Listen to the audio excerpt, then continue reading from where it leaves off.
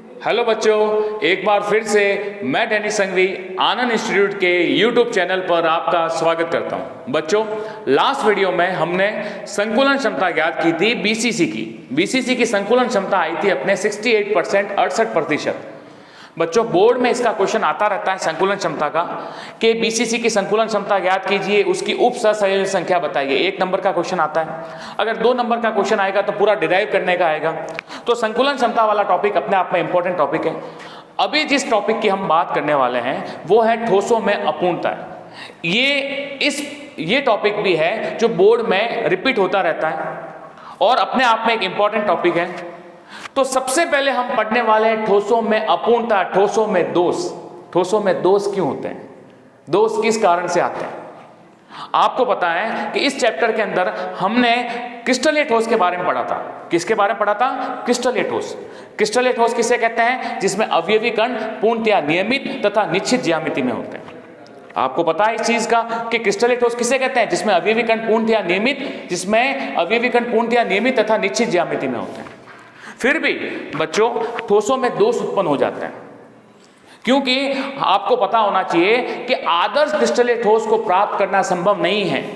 क्यों संभव नहीं है? क्योंकि आपको पता है कि तापमान में जब वेरिएशन आएगा, तापमान में जब उतार चढ़ाव आएगा, तो अवयवी कण है अपना स्थान से बाहर भी जा सकते हैं, अवयवी कण है अब दूसरी जगह अपने स्थान छोड़कर दूसरी जगह भी आ सकता है। इस कारण ठोस में दोष उत्पन्न हो जाता है। कैसे होता है, जिसको मैं डायग्राम से समझाता हूं। ठोसों में दोष किस प्रकार से होता है। जैसे यहां पे मैं एक क्रिस्टलीय ठोस बना रहा हूं। क्रिस्टलीय ठोस किसे कहते हैं? यहां पे एक ठोस बना है, 2 प्रकार के अवयवी कणों से मिलकर बना है, ए और बी। 2 प्रकार के अवयवी कण हैं, ए और बी। बच्चों ध्यान रखना, 2 प्रकार के अवयवी कण हैं, ए और बी। अब 2 प्रकार के अवयवी कण हैं, ए और बी। ये क्रिस्टलीय ठोस है। क्रिस्टलीय ठोस किसे कहते हैं? जिसमें अवयवी कण की व्यवस्था पूर्णतः नियमित तथा निश्चित होती है। ए के बाद बी, बी के बाद ए आएगा। ठीक है बच्चों, तो ये मैं क्रिस्टलीय ठोस बना रहा हूं। ये क्रिस्टलीय ठोस बन गया। अब यहां पे आप देखोगे कि अवयवी कण है पूर्णतः नियमित तथा निश्चित ज्यामिति में है पूर्णतः नियमित, लेकिन यहां पे लिखा है आदर्श क्रिस्टलीय ठोस की व्यवस्था पूर्णतया नियमित तथा निश्चित होती है। यह आदर्श क्रिस्टलीय ठोस है। कौन सा ठोस है? आदर्श क्रिस्टलीय ठोस है। अर्थात आदर्श क्रिस्टलीय ठोस में अवयवी कण निश्चित बिंदुओं पर उपस्थित होते हैं। ए है निश्चित बिंदुओं पर उपस्थित है, बी भी निश्चित बिंदुओं पर उपस्थित है, लेकिन इन ठोसों को प्राप्त करना संभव नहीं है, क्योंकि तापमान में वृद्धि से, किसमें वृद्धि से? तापमान में उतार चढ़ाव आएगा तो अवयवी कण है या तो अपने स्थान से लुप्त हो जाएंगे। एक ए लुप्त हो गया, या यहां से बी बाहर क्रिस्टल को छोड़कर बाहर चला जाता है, या फिर अवयवी कण है या क्रिस्टल को छोड़कर बाहर चला गया, तो छोड़कर बाहर चला गया, ये जगह रिक्त रह गई, खाली जगह रह गई। तो बताओ ठोस में क्या उत्पन्न हो गया? दोष उत्पन्न हो गया। क्या उत्पन्न हो गया? दोष उत्पन्न हो गया। या फिर क्रिस्टलीय ठोस है, सुनना बच्चों अच्छे से, क्रिस्टलीय ठोस में बाहर से अवयवी कण है, अतिरिक्त अवयवी कण, बाहर से अतिरिक्त अवयवी कण है, वो यहां पे जैसे ए आ गया और यहां पे बी आ गया। तो बच्चों बताओ, यहां पे आदर्श क्रिस्टलीय ठोस में पहले आपके पास 8 ए थे, 8 बी थे, अब आपके पास 9 ए हो गए, 9 बी हो गए। मतलब बाहर से अवयवी कण अंतरकाश में खाली जगह में स्थान ग्रहण कर लिया। तो बताओ इसमें दोष उत्पन्न हुआ कि नहीं हुआ? तो इस कारण भी दोष उत्पन्न हो जाता है। तो ठोस में दोष किस कारण उत्पन्न होता है? तापमान में उतार चढ़ाव से, तापमान में उतार चढ़ाव से। तो ये दोष कितने प्रकार का होता है? 2 प्रकार का होता है। तो ठोसों में अपूर्णता क्यों होती है? ठोसों में अपूर्णता इसलिए होती है क्योंकि तापमान में उतार चढ़ाव से अवयवी कण या तो अपना स्थान छोड़कर बाहर चले जाते हैं, या अवयवी कण अंतरकाश में खाली जगह में अपना स्थान ग्रहण कर लेते हैं। खाली जगह का मतलब ब्लैंक स्पेस, अंतरकाश। तो इसके कारण ठोस में दोष उत्पन्न हो जाता है। क्या उत्पन्न हो जाता है? दोष होगा, क्योंकि पहले अवयवी कण एकदम नियमित निश्चित थे और यहां से अब अवयवी कण या तो गायब हो गए या अतिरिक्त अवयवी कण स्थान ग्रहण कर लेता है। तो ठोसों में दोष 2 प्रकार का होता है। पहला जो दोष है बिंदु दोष और दूसरा जो दोष है इलेक्ट्रॉनिक दोष। बिंदु दोष किसे कहते हैं? सबसे पहला जो दोष आता है बिंदु दोष। यहां पे बिंदु दोष के बारे में हमको पढ़ना है। ऐसा दोष जिसमें अवयवी कण, वही परिभाषा जो ठोस में मैंने बताई, ऐसा दोष जिसमें अवयवी कण अपना स्थान छोड़कर बाहर चला जाता है। अपना स्थान छोड़कर बाहर चला जाएगा। जैसे यहाँ पे 8A थे 8B थे, तो बच्चों अवयवी कण अपना स्थान छोड़कर बाहर चला गया, तो यहाँ पे जगह खाली रह गई, मतलब बिंदु वाली जगह रह गई, मतलब परमाणु की जगह खाली हो गई, तो ये बिंदु दोष कहलाएगा। या बाहर से अवयवी कण अंतरकाश में स्थान ग्रहण कर लेता है, अंतरकाश में स्थान ग्रहण कर लेता है, तो इस प्रकार के दोष को बिंदु दोष कहते हैं। क्या, कौन सा दोष कहते हैं? बिंदु दोष, या दूसरा नाम है इसका परमाणविक दोष। मतलब परमाणु या तो अपना स्थान छोड़कर बाहर चले जाएंगे या अंतरकाश में स्थान ग्रहण कर लेंगे, तो इस प्रकार के दोष को कौन सा दोष कहते हैं? बिंदु दोष कहते हैं या परमाणविक दोष कहते हैं। इलेक्ट्रॉनिक, दूसरा जो दोष है इलेक्ट्रॉनिक दोष। बच्चों ध्यान रखना, इलेक्ट्रॉनिक दोष किससे कहते हैं? आपको पता है कि इलेक्ट्रॉनिक दोष में मुख्यतः मेन रूप से सेमीकंडक्टर में पाए जाते हैं, अर्धचालकों में पाए जाते हैं। आपको पता है कि जब कोई भी अर्धचालक होगा वो निम्न तापमान पर उसमें किसी प्रकार का कोई दोष नहीं होगा, लेकिन जैसे ही तापमान मैं बढ़ाऊंगा बंध टूट जाएंगे, इलेक्ट्रॉन फ्री होंगे, इलेक्ट्रॉन क्रिस्टल जालक में गति करेंगे।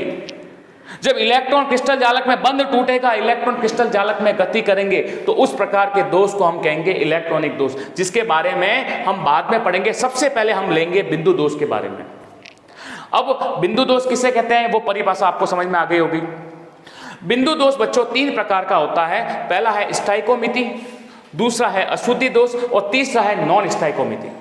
सबसे पहला जो दोष आता है स्टाइकोमिति दोष किसे कहते हैं। इस वीडियो में हम स्टाइकोमिति दोष के प्रकार पढ़ेंगे, स्टाइकोमिति दोष किसे कहते हैं उसके बारे में पढ़ेंगे।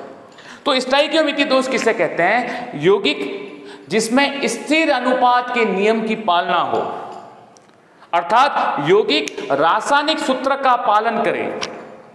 इसका मतलब क्या? इसका मतलब यह है कि अवयवी कणों की संख्या का अनुपात दोष होने से पहले और दोष होने के पश्चात का अनुपात अगर समान आए तो उसको कहते हैं स्टाइकियोमिति दोष। तो बच्चों स्टाइकियोमिति दोष की यहां पे मैं परिभाषा बता रहा हूं, आपको डायग्राम से समझा रहा हूं। जैसे ये एक आदर्श क्रिस्टलीय ठोस है। कौन सा ठोस है? आदर्श क्रिस्टलीय ठोस। स्टाइकियोमिति दोष को मैं बता रहा हूं, स्टाइकियोमिति दोष, स्टाइकियोमिति दोष। तो स्टाइकियोमिति दोष में आप यहां पे देखोगे कि ये आदर्श क्रिस्टलीय ठोस है, आदर्श क्रिस्टलीय ठोस है। यहां पे कितने ए दिख रहे हैं आपको? 8 ए दिख रहे हैं, 8 ए है और 8 बी है। ए और बी है वो 8 ए है और 8 बी है। तो बताओ दोष से पहले का अनुपात कितना आया? 1:1, 1:1। अब यहां से एक ए गायब हो गया दोष होने के बाद और एक बी गायब हो गया। तो बताओ बच्चों ए और बी का अनुपात कितना हुआ? ए और बी, अब 7 ए होंगे और 7 बी होंगे, तो बताओ इसका अनुपात कितना आया? 1:1। यौगिक जिसमें स्थिर अनुपात के नियम की पालना हो, अर्थात दोष होने से पहले का अनुपात भी 1:1 था और दोष होने के पश्चात का अनुपात, दोनों अनुपात समान आए, अर्थात रासायनिक सूत्र का पालन करे, तो उसे इस प्रकार के दोष को हम कहते हैं स्टाइकियोमिति दोष। कौन सा दोष कहते हैं? स्टाइकियोमिति दोष। स्टाइकियोमिति दोष की परिभाषा मैंने आपको समझाई कि जिसमें यौगिक जो स्थिर अनुपात के नियम की पालना करे, अर्थात ए और बी का अनुपात, दोष से पहले का अनुपात और दोष से बाद का अनुपात अगर समान आए तो इस प्रकार के दोष को हम कहते हैं स्टाइकियोमिति दोष। अब बच्चों स्टाइकियोमिति दोष है वो भी यहाँ पे 2 प्रकार के हैं, अनायनिक क्रिस्टल में और दूसरा है आयनिक क्रिस्टल में। अनायनिक क्रिस्टल में भी 2 प्रकार का है, रिक्तिका दोष और दूसरा है अंतरकाशी दोष। आयनिक क्रिस्टल में भी 2 प्रकार का है, फ्रैंकल दोष और शॉर्टकी दोष। ये जो फ्रैंकल दोष और शॉर्टकी दोष है जिसको मैं यहाँ पे एक्सप्लेन करूंगा, ये बोर्ड में अल्टरनेट आता रहता है, एक साल छोड़ के एक साल आता रहता है, इस चीज का आपको ध्यान रखना है। तो अभी सबसे पहले स्टाइकियोमिति दोष की मैंने परिभाषा बताई। स्टाइकियोमिति दोष किसे कहते हैं? स्टाइकियोमिति दोष का वर्गीकरण अब हम यहाँ पे पढ़ेंगे। जैसे स्टाइकियोमिति दोष पूरा हो जाएगा फिर हम लेंगे अशुद्धि दोष, फिर हम लेंगे नॉन स्टाइकियोमिति दोष। तो सबसे पहले हम लेते हैं स्टाइकियोमिति दोष के अंतर्गत लेते हैं रिक्तिका दोष किसे कहते हैं। कौन सा दोष? रिक्तिका दोष किसे कहते हैं? Vacancy defect. वैकेंसी डिफेक्ट किसे कहते हैं? बच्चों यहां पे वैकेंसी डिफेक्ट का मतलब क्या हो गया? बच्चों ध्यान रखना, रिक्तिका दोष किसे कहते हैं? रिक्तिका दोष ये एक डायग्राम यहाँ पे मैंने बोर्ड पर बनाया है, इसको मैं समझा रहा हूं रिक्तिका दोष किसे कहते हैं। रिक्तिका दोष का मतलब ये हो गया कि मुख्यतः यह जो दोष होता है वो अनायनिक क्रिस्टलों में पाया जाता है, जिसके ऊपर आयन नहीं होते हैं। आयन नहीं है, देखो ए और बी के ऊपर आयन नहीं है, नॉन आयनिक क्रिस्टल में पाया जाता है। अब रिक्तिका दोष में होता क्या है कि ए और बी की संख्या यहाँ पे सब जगह 8 आता है, लेकिन क्रिस्टल जालक में से रिक्तिका दोष की परिभाषा सुनना, जब अवयवी कण क्रिस्टल जालक में से अपने स्थान छोड़कर बाहर चला जाए, अपना स्थान छोड़कर बाहर चला जाए, तो बच्चों बताओ, अगर बाहर जाएगा अवयवी कण बाहर जाएगा, अगर एक ए जाएगा तो साथ में एक बी भी जाएगा। क्यों? क्योंकि ये दोष कौन सा है? स्टाइकोमिति दोष। हमको स्थिर अनुपात के नियम की पालना भी करनी है। तो रिक्तिका दोष किसे कहते हैं कि अवयवी कण जब अपने स्थान से लुप्त हो जाते हैं, अवयवी कण अपने स्थान से लुप्त हो जाते हैं, मतलब अवयवी कण अपना स्थान छोड़कर क्रिस्टल जालक से बाहर चले जाते हैं, तो इस प्रकार के दोष को कौन सा दोष कहते हैं? रिक्तिका दोष कहते हैं। अब बच्चों बताओ, इस दोष के कारण क्या होगा? इस दोष के कारण क्रिस्टल जालक का घनत्व कम हो जाता है। क्या कम हो जाता है? क्रिस्टल जालक का घनत्व कम हो जाता है। क्यों? क्योंकि पहले दोष से पहले 8 ए थे, 8 बी थे, लेकिन दोष के पश्चात कितने हो गए? 7 ए हो गए, 7 बी हो गए। तो बताओ, अवयवी कणों की संख्या में कमी आई, अवयवी कणों की संख्या में कमी आई तो घनत्व भी क्या हो गया? कम हो गया। तो रिक्तिका दोष किसे कहते हैं? आपको मैंने वापस बता रहा हूं कि जब किसी क्रिस्टल जालक में से अवयवी कण अपना स्थान छोड़कर क्रिस्टल जालक में से बाहर चला जाए, तो इस प्रकार के दोष को रिक्तिका दोष कहते हैं। इस दोष के कारण कौन सा भौतिक गुण प्रभावित होता है? घनत्व कम हो जाता है। क्या कम हो जाता है? घनत्व कम हो जाता है।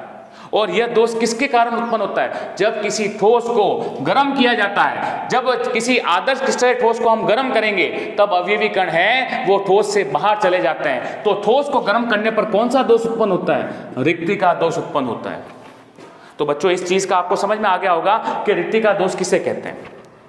अब आता है दूसरा जो दोष आता है, अंतरकाशी दोष।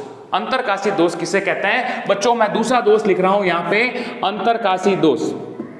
अंतरकाशी दोष, अंतरकाशी दोष किसे कहते हैं? बच्चों ध्यान रखना, अंतरकाशी दोष ये एक क्रिस्टलीय ठोस है, आदर्श क्रिस्टलीय ठोस है, जहां पे अवयवी कण पूर्णतया नियमित तथा निश्चित है। अब अंतरकाशी दोष की परिभाषा क्या है?